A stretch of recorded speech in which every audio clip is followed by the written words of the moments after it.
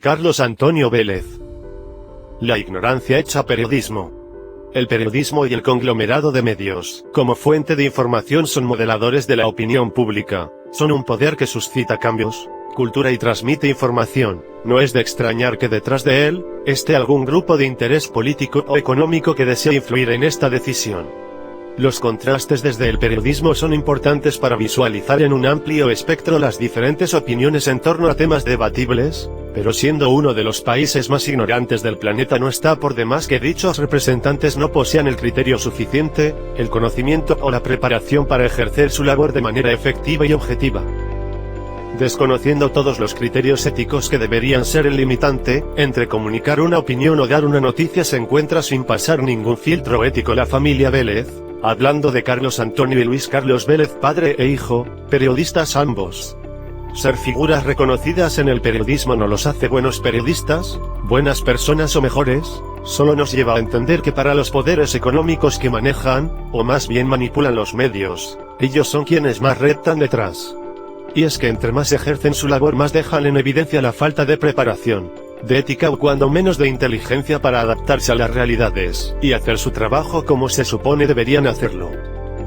Usar los medios, la influencia y el reconocimiento que la labor de periodista les otorga para destilar su odio visceral, para mostrar toda la podredumbre que el privilegio les otorga, como castillo de naipes, hace que su credibilidad se derrumbe.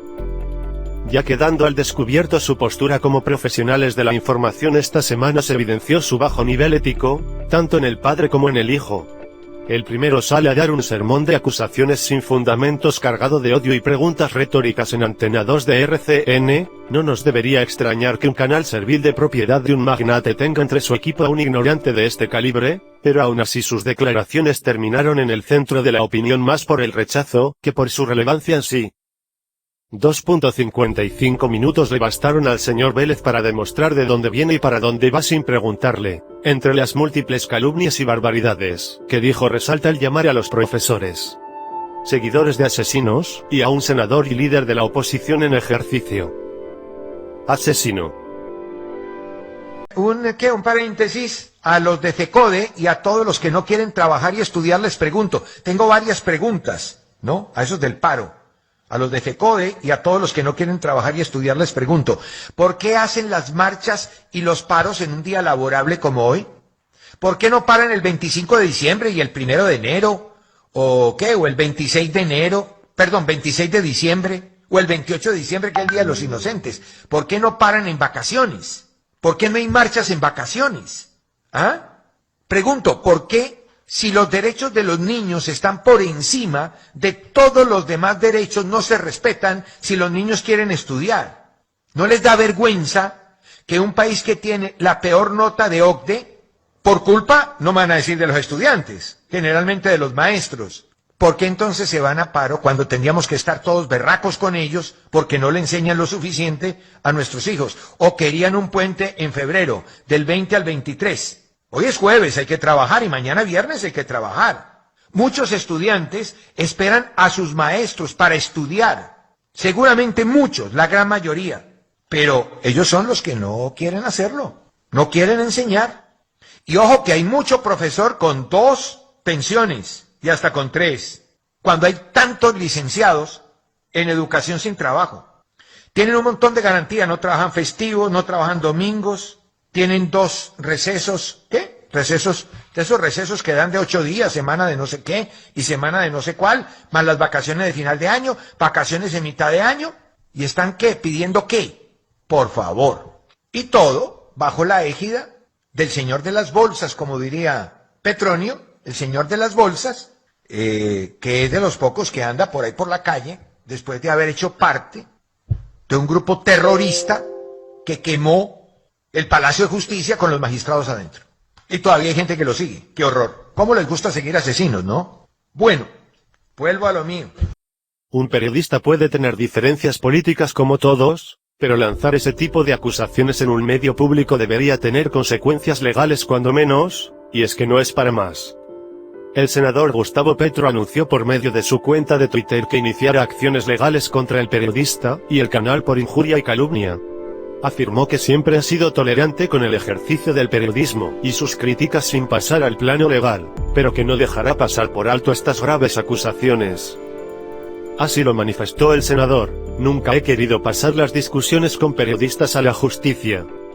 Pero esta vez iniciaré todas las acciones penal y civil disponibles para demandar al señor Carlos Antonio Vélez y a RCN por sus calumnias contra mí expresadas con el poder de los micrófonos esta mañana.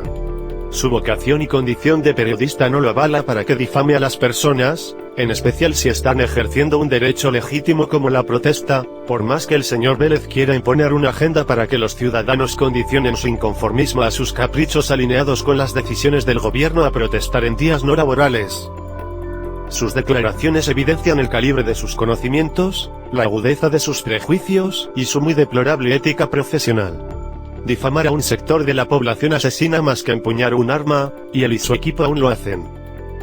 Pese a no existir relación, pese a las investigaciones sobre el Palacio de Justicia o el video de los billetes, el señor continúa replicando estas mentiras. ¿Para qué?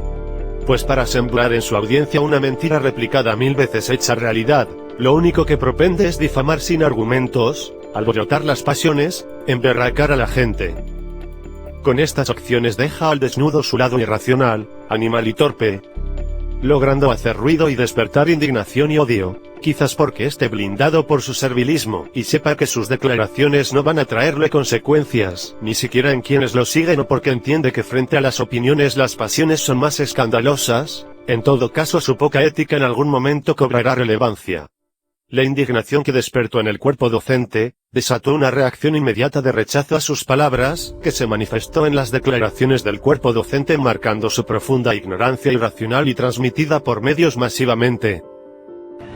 Un saludo en nombre de los maestros de este país, que reconocemos su labor, que reconocemos ese trabajo arduo, muchas veces exponiendo la vida, para poder informar a la sociedad colombiana de lo que ocurre en Colombia.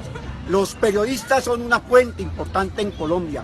Desafortunada las declaraciones del señor Carlos Antonio Vélez, que no fustiga a los maestros, quien no es capaz de ir a la fuente a saber por qué es el paro de los maestros. El paro de los maestros, señor Carlos Antonio, es por el derecho a la vida, por el derecho a la paz, por el derecho a la democracia, por derecho a la educación, una educación gratuita, una educación obligatoria, una educación de calidad, y el gobierno tiene que hacer las inversiones necesarias. Usted no está diciendo la verdad. Los maestros de Colombia somos los que hemos construido una sociedad. Los maestros, lo que hay de calidad de la educación, nos lo deben a los maestros de Colombia. Señor Carlos Antonio Vélez, se equivocó de escenario, se equivocó de contradictor. Los maestros a usted sí los respetamos, respetamos a los periodistas, llamamos a la sociedad a agruparse alrededor de los maestros de la escuela, a defender la vida, la paz y la democracia. Compañeros maestros y maestras, un abrazo para todos y todas, y desde luego nuestro respeto a los periodistas de Colombia. Y señor Carlos Antonio, se equivocó con los maestros de Colombia. Pero su hijo no se quedó atrás y, haciendo eco a la ignorancia de su padre, afirmó que las protestas son azuzadas por canales internacionales, dejando en claro que su desconexión con la realidad no le permite entender el descontento de la gente, no lo deja leer la realidad y manifestarla desde su voz periodística. La ignorancia echa periodismo, manejando nuestra opinión al servicio de los dueños del canal. Y fueron muchos los insultos y los cuestionamientos que aparecieron cuando muchos de nosotros dijimos que había manipulación extranjera en el paro nacional. Manipulación en las redes sociales. ¡Qué novedad! Las protestas en Colombia fueron azuzadas desde el extranjero, porque ¿qué otra explicación podría haber en ese paraíso social? Es más, me pregunto cómo se las arregló Colombia para tener décadas de conflicto armado antes de que se inventara Twitter. Este fin de semana, el diario El Mundo de España publicó un documento de una compañía que se llama Alto, una compañía especializada en la investigación en redes sociales. Alto, me suena ese nombre. Claro, son los mismos que publicaron el mega informe de Big Data en el que mezclaban las protestas en Chile con el pop surcoreano. Informe que hasta el día de hoy nadie sabe quién encargó ni quién pagó. Excelentes antecedentes para empezar. El estudio identifica como cámaras de repetición, de amplificación de este mensaje de violencia a 2 cadenas de televisión. Dos cadenas de televisión que todos sabemos tienen una ideología cercana, una a Rusia y otra a Venezuela.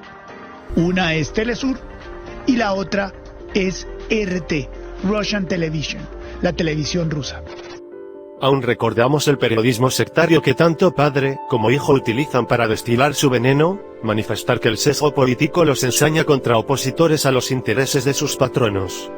Y aun cuando las difamaciones transmitidas por medios en la voz de este tipo de señores pase desapercibida por la justicia, esperemos que sean los medios alternativos quienes desplacen y contrasten estas voces violentas que no nos dejan ver la realidad.